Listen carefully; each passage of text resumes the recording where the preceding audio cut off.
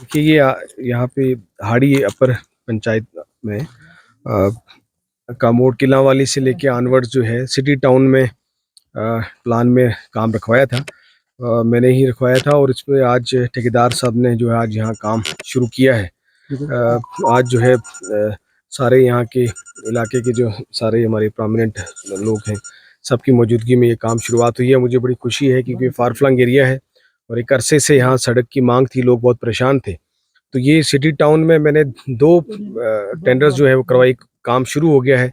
एक इसके बाद होगा तो ये 2 किलोमीटर में कंप्लीट जो है वो ब्लैक टॉपिंग का काम होगा।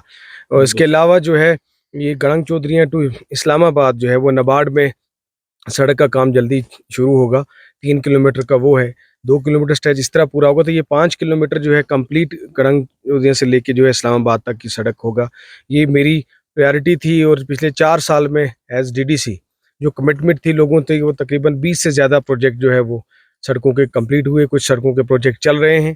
तो मैंने अल्हम्दुलिल्लाह जो लोगों के साथ कमिटमेंट की थी, जो मेरी जिम्मेदारी थी, वो मैंने निभाई है।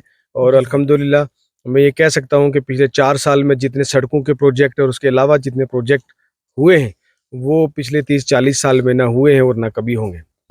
देखिए बहुत बुरा हाल था पूरे डिस्ट्रिक्ट पुंछ में, खास तौर पे सुरनकोट में सबसे वर्स्ट रोड्स इंफ्रास्ट्रक्चर पूरे जम्मू कश्मीर में था। सड़कें थी नहीं और जो थी वो ट्रैक्टर रोड्स और सड़कें बहुत बदतर से बदतर हाल थी।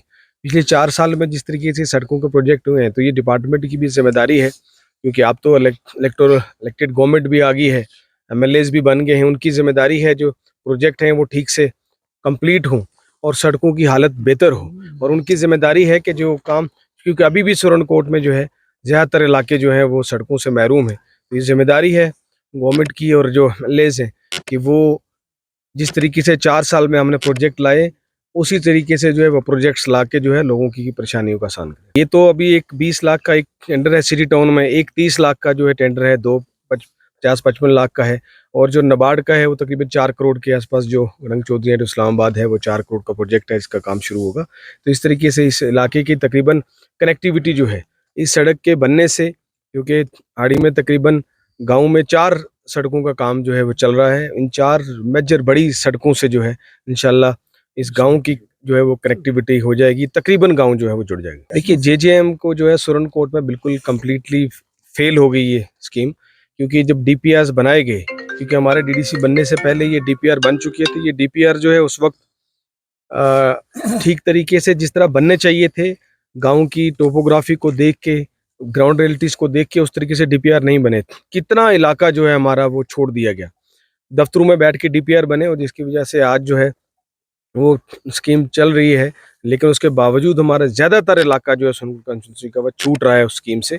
इसलिए मैंने बार बार उस वक्त डिप्टी कमिश्नर साहब से भी कह के रिवाइज डीपीआरस भी कुछ भिजवाए अपने इलाके के। तो अब क्योंकि गवर्नमेंट बन गई है तो अब ये जिम्मेदारी है एमएलए साहब की भी और गवर्नमेंट की भी कि जितने प्रोजेक्ट्स हैं वो दोबारा रिवाइज्ड हों और दोबारा से अप्रूवल होके बिल्कुल ठीक डीपीआर बने, ताकि हमारे गांव जितने भी हैं सुरनकोट में उनमें जगह जगह जो है पानी पहुंचे, जो कि आज पानी नहीं पहुंच रहा है। मेरे इलाके में डीडीसी कॉन्स्टिट्यूंसी सुरनकोट में बहुत काम हुआ, बिजली पे बहुत जगह ट्रांसफार्मर तार पोल बहुत 3-4 साल में दिए, लेकिन उतने से जो है इतना बुरा इंफ्रास्ट्रक्चर था, इतना बुरा हाल था कि पूरा नहीं हो सकता था।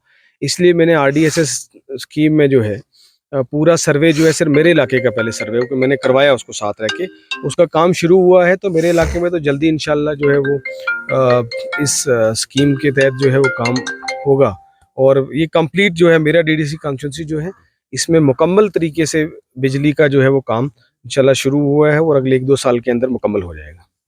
जी, जहाँ यहाँ पे आके चौधरी शाहनवाज साहब ने जो इनागुरेशन की है, मैं हाड़ी की तमाम आवाम की तरफ से चौधरी साहब का शुक्रिया अदा करता हूँ और मुबारकबाद पेश करता हूँ। जिस तरीके से डीडीसी मेंबर बनने के बाद इन्होंने जो है अपना काम संभाला है वो अपनी मिसाल खुद है। अब इस बात को बार बार दोहराया जाए, कहा जाए तो अच्छा नहीं लगता। मैं कहता हूँ कि एज ए डीडीसी जिस तरीके से इनका कार्यकाल रहा है, मैं तो मेंबर ऑफ लेजिस्लेटिव असेंबली को ये कहता हूँ कि वो इनके नक्शे कदम पे चले। एक छोटे से जो इन्होंने जो है अख्तियार के अंदर जो काम किए हैं वो एक मिसाल बना के रखी है। और हाड़ी की बात की जाए, हाड़ी इंशाल्लाह ताला हर एक जो जितने भी तरक्याती काम है ऑन द वे है, चाहे रोडों की बात की जाए, बिजली की बात की जाए, पानी की बात की जाए। कहने का मतलब ये है कि पिछले जब से ही ये मामलात हैं ये एज इट इज ऐसे पड़े ही थे। अब ये 4 साल में ही जो है कुछ ना कुछ किसी हद तक इनको पहुंचाया गया है।